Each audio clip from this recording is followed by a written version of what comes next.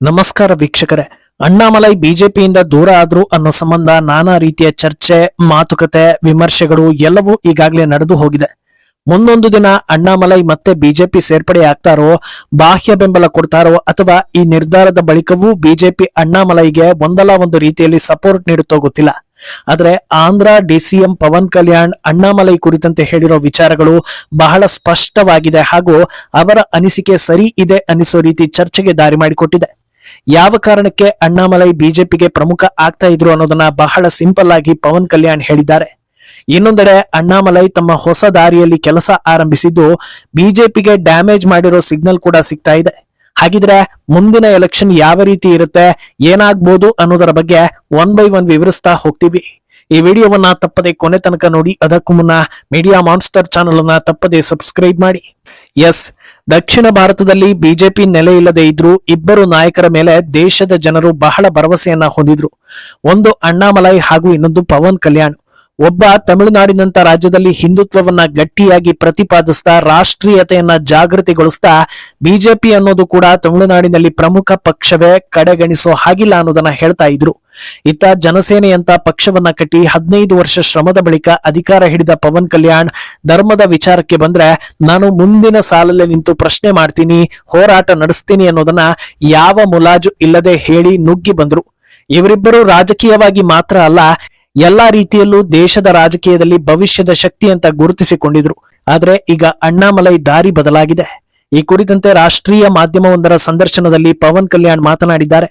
ಅಣ್ಣಾಮಲೈ ಬಿಜೆಪಿಯಿಂದ ಹೊರ ಹೋಗಿರೋದನ್ನ ಯಾವ ರೀತಿ ನೋಡ್ತೀರಿ ಅನ್ನೋ ಪ್ರಶ್ನೆಗೆ ಉತ್ತರಿಸುವ ಅವರು, ಒಂದು ವೇಳೆ ನಾನು ಬಿಜೆಪಿ ಆಗಿದ್ದಿದ್ರೆ ಅಣ್ಣಾಮಲೈರನ್ನ ಉಳಿಸಿಕೊಳ್ಳೋದಕ್ಕೆ ಯಾವ ಹಂತಕ್ಕೆ ಬೇಕಾದ್ರೂ ಹೋಗ್ತಾ ಇದ್ದೆ, ಅವರನ್ನ ನಾಯಕ ಸ್ಥಾನದಲ್ಲಿ ಉಳಿಸಿಕೊಳ್ತಾ ಇದ್ದೆ ಅನ್ನೋದನ್ನ ಹೇಳಿದ್ದಾರೆ. ಇದಕ್ಕೆ ವಿವರಣೆ ನೀಡುವ ಅವರು, ಬಿಜೆಪಿಯಲ್ಲಿ ಬಹುತೇಕ ಪ್ರಮುಖ ನಾಯಕರು ಉತ್ತರ ಭಾರತದಿಂದ ಬಂದವರು. ಅವರ ರಾಜಕೀಯ, ಅಲ್ಲಿಯ ವಾತಾವರಣ, ಅಲ್ಲಿನ ಪರಿಸ್ಥಿತಿ ಬೇರೆ ರೀತಿ ಇದೆ. ಆದರೆ ದಕ್ಷಿಣದಲ್ಲಿ ಬಿಜೆಪಿಯನ್ನ ಬೆಳೆಸಬೇಕು ಅಂತ ಅವರು ಯೋಚಿಸೋದಾದ್ರೆ ಇಲ್ಲಿನ ಪ್ರಾದೇಶಿಕ ನಾಯಕರ ಮೂಲಕ ಮಾತ್ರ ಸಾಧ್ಯ. ಅದನ್ನ ಬಿಟ್ಟು ಬೇರೆ ದಾರಿ ಇಲ್ಲವೇ ಇಲ್ಲ. ತಮಿಳುನಾಡಿನ ವಿಚಾರದಲ್ಲಿ ಅಣ್ಣಾಮಲೈ ಬಿಜೆಪಿಗೆ ಜನ ಹಾಗೂ ಪಕ್ಷದ ನಡುವಿನ ಅಂತರವನ್ನ ಸರಿ ಮಾಡಬಲ್ಲ ಪವರ್ಫುಲ್ ನಾಯಕ ಆಗಿದ್ರು. ಆದ್ರಿಂದ ಎಲ್ಲಾ ಆಯಾಮದಲ್ಲೂ ಅಣ್ಣಾಮಲೈ ಇದ್ರೇನೆ ತಮಿಳುನಾಡಿನಲ್ಲಿ ಬಿಜೆಪಿ ಬೆಳೆಯೋದು ಅನ್ನಿಸೋ ಹಾಗಿತ್ತು ಅನ್ನೋದನ್ನ ಹೇಳಿದ್ದಾರೆ. ಇದೇ ವೇಳೆ ಅಣ್ಣಾಮಲೈ ನಾಯಕತ್ವವನ್ನ ಕೊಂಡಾಡೋ ಪವನ್ ಕಲ್ಯಾಣ್ ಅಣ್ಣಾಮಲೈ ತಮಿಳುನಾಡಿನ ಫ್ಯೂಚರ್ ಅನ್ನೋದ್ರಲ್ಲಿ ಅನುಮಾನವೇ ಇಲ್ಲ ಅಂತ ಹೇಳ್ತಾರೆ. ಹಾಗಿದ್ರೆ ಎಲ್ಲಿ ಎಡವಟ್ಟಾಯ್ತು ಅನ್ನೋದರ ಬಗ್ಗೆ ಕೂಡ ಅವರು ಅಭಿಪ್ರಾಯವನ್ನ ತಿಳಿಸ್ತಾ ಹೋಗಿದ್ದಾರೆ.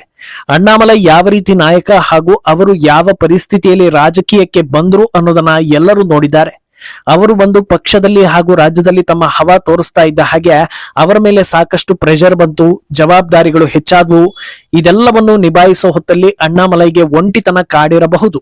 ಈ ಹೊತ್ತಲ್ಲಿ ಅವರಿಗೆ ಒಂದು ಗೈಡೆನ್ಸ್ ಬೇಕಿತ್ತು. ಅವರ ಜೊತೆಗೆ ನಿಂತು ಧೈರ್ಯ ತುಂಬೋ ಕೆಲಸ ಆಗ್ಬೇಕಿತ್ತು.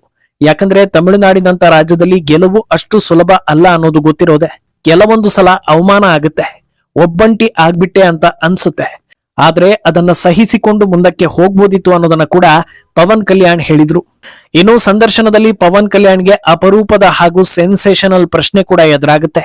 ಅದೇನು ಅಂದ್ರೆ, ವಿಜಯ್ ಹಾಗೂ ಅಣ್ಣಾಮಲೈ ಇಬ್ಬರಲ್ಲಿ ಯಾರನ್ನ ನೀವು ಆಯ್ಕೆ ಮಾಡ್ತೀರಾ ಅಂತ. ಇದಕ್ಕೆ ಸ್ಪಷ್ಟ ಉತ್ತರ ನೀಡೋ ಪವನ್ ಅಣ್ಣಾಮಲೈ ಅಂತ ಹೇಳ್ತಾರೆ. ಅದನ್ನ ವಿವರಿಸೋ ಅವರು, ಅಣ್ಣಾಮಲೈ ಯಾವ ರೀತಿ ನಾಯಕ ಅನ್ನೋದು ನನಗೆ ಗೊತ್ತಿದೆ. ರಾಜಕೀಯದ ಬಗ್ಗೆ ಸಂಪೂರ್ಣ ಅಧ್ಯಯನ ಮಾಡಿದ್ದಾರೆ. ಪ್ರತಿನಿತ್ಯ ಯಾವ ರೀತಿ ರಾಜಕೀಯ ಬೆಳವಣಿಗೆ ನಡೆಯುತ್ತೆ, ಅದನ್ನ ಹೇಗೆ ಹ್ಯಾಂಡಲ್ ಮಾಡಬೇಕು, ಯಾವ ರೀತಿ ನಿರ್ಧಾರಗಳನ್ನ ತೆಗೆದುಕೊಳ್ಳಬೇಕು, ಹೀಗೆ ಹಲವು ಆಯಾಮದಲ್ಲಿ ರಾಜಕೀಯವನ್ನ ಅರ್ಥ ಮಾಡ್ಕೊಂಡಿದ್ದಾರೆ.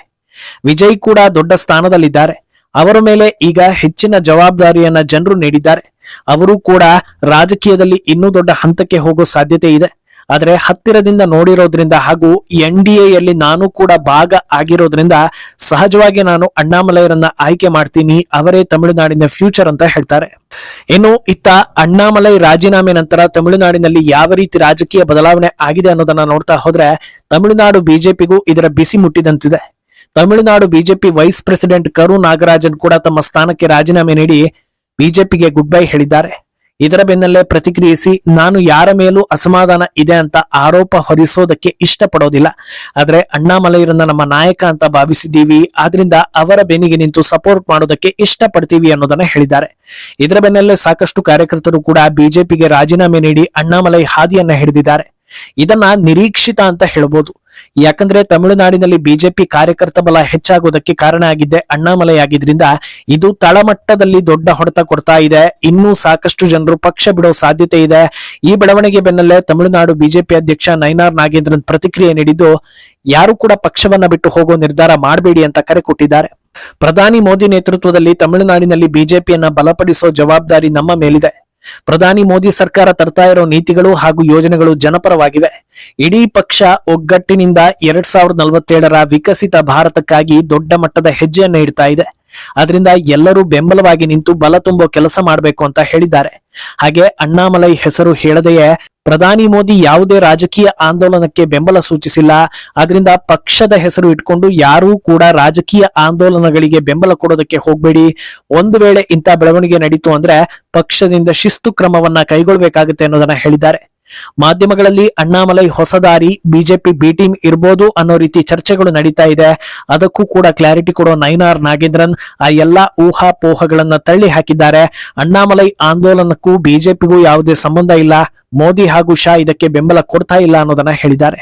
ಆದ್ರೆ ನಾಗೇಂದ್ರನ್ ಮಾತುಗಳು ಕಾರ್ಯಕರ್ತರನ್ನ ಇನ್ನಷ್ಟು ಟ್ರಿಗರ್ ಮಾಡೋ ಸಾಧ್ಯತೆ ಇದೆ. ಯಾಕಂದ್ರೆ ಆಲ್ರೆಡಿ ಅಣ್ಣಾಮಲೈ ಬೇಸರಕ್ಕೆ ಪಳನಿಸ್ವಾಮಿ ಹಾಗೂ ನೈನಾರ್ ನಾಗೇಂದ್ರನ್ನೇ ಕಾರಣ ಅನ್ನೋದು ಮನದಟ್ಟಾಗಿದೆ. ಅದು ಅಲ್ಲದೆ ಅಣ್ಣಾಮಲೈ ರಾಜೀನಾಮೆ ಬೆನ್ನಲ್ಲೇ ಹೋಗೋರು ಹೋಗ್ತಾರೆ, ಅದರಿಂದ ನಮ್ಮ ಪಕ್ಷಕ್ಕೇನು ಲಾಸ್ ಇಲ್ಲ ಅನ್ನೋ ರೀತಿಯ ಮಾತುಗಳು ನಾಗೇಂದ್ರನ್ ಕಡೆಯಿಂದ ಬಂದಿದ್ವು. ಇಷ್ಟೆಲ್ಲಾ ಹೇಳಿದ್ಮೇಲೆ ಒಂದೇ ಬಿಜೆಪಿಯನ್ನ ಇನ್ನೂ ಗಟ್ಟಿ ಮಾಡಿ ತೋರಿಸ್ಬೇಕು, ಇಲ್ಲ ಅಣ್ಣಾಮಲೈ ನಿರ್ಗಮನ ಹೊಡೆತ ಕೊಟ್ಟಿದೆ ಅನ್ನೋದನ್ನ ಒಪ್ಪಿಕೊಳ್ಬೇಕು. ಇದೊಂಥರ ತಮ್ಮ ಮೇಲೆ ತಾವೇ ಪ್ರೆಷರ್ ಹಾಕಿಕೊಂಡಂತೆ ಆಗಿದೆ.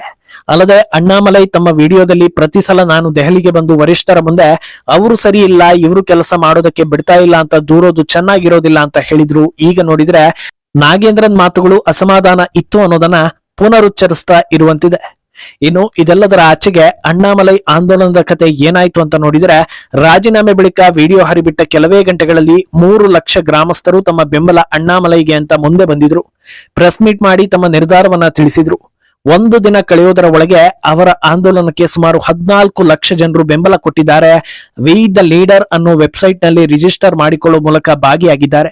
ತಮಿಳುನಾಡಿನಂತ ರಾಜ್ಯದಲ್ಲಿ ಬಿಜೆಪಿಯಿಂದ ಬಂದ ನಾಯಕನಿಗೆ ಒಂದು ದಿನದಲ್ಲಿ ಇಷ್ಟು ದೊಡ್ಡ ಬೆಂಬಲ ಸಿಗೋದು ಸಣ್ಣ ಮಾತಲ್ಲ.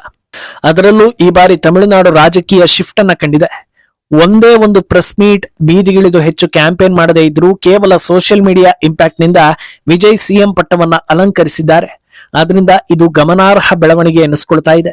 ಅಲ್ಲಿಗೆ ಮುಂದಿನ 5 ವರ್ಷದಲ್ಲಿ ಇದು ಕೋಟಿ ಲೆಕ್ಕದಲ್ಲಿ ತಲುಪೋದ್ರಲ್ಲಿ ಅಚ್ಚರಿಯೇ ಇಲ್ಲ. ಆದ್ರೆ ಇದು ಇಷ್ಟಕ್ಕೆ ನಿಲ್ಲದೆ ಅಣ್ಣಾಮಲೈ ಹೇಳಿದಂತೆ ಹೊಸ ನಾಯಕರಿಗೆ ಟ್ರೈನಿಂಗ್ ಕೊಡೋ ಕೆಲಸ ಅಚ್ಚುಕಟ್ಟಾಗಿ ಆಯ್ತು ಅಂದ್ರೆ ಗ್ರೌಂಡ್ ಲೆವೆಲ್ ನಲ್ಲಿ ಅಣ್ಣಾಮಲೈ ತಮ್ಮ ಬೇಸನ್ನ ದೊಡ್ಡದು ಮಾಡ್ತಾ ಹೋಗೋದು ಸುಲಭ ಆಗುತ್ತೆ. ಅಲ್ಲಿಗೆ ನೆಕ್ಸ್ಟ್ ಎಲೆಕ್ಷನ್ ನಲ್ಲಿ ಪೈಪೋಟಿ ಇಬ್ಬರ ನಡುವೆ ಮಾತ್ರ, ಅದು ವಿಜಯ್ ಇನ್ನೊಂದು ಅಣ್ಣಾಮಲೈ ಅನ್ನೋ ರೀತಿ ಪರಿಸ್ಥಿತಿ ಬದಲಾದ್ರೂ ಅಚ್ಚರಿ ಇಲ್ಲ. ಈ ಬಗ್ಗೆ ನಿಮ್ಮ ಅನಿಸಿಕೆಯನ್ನ ತಪ್ಪದೆ ಕಮೆಂಟ್ ಮೂಲಕ ತಿಳಿಸಿ.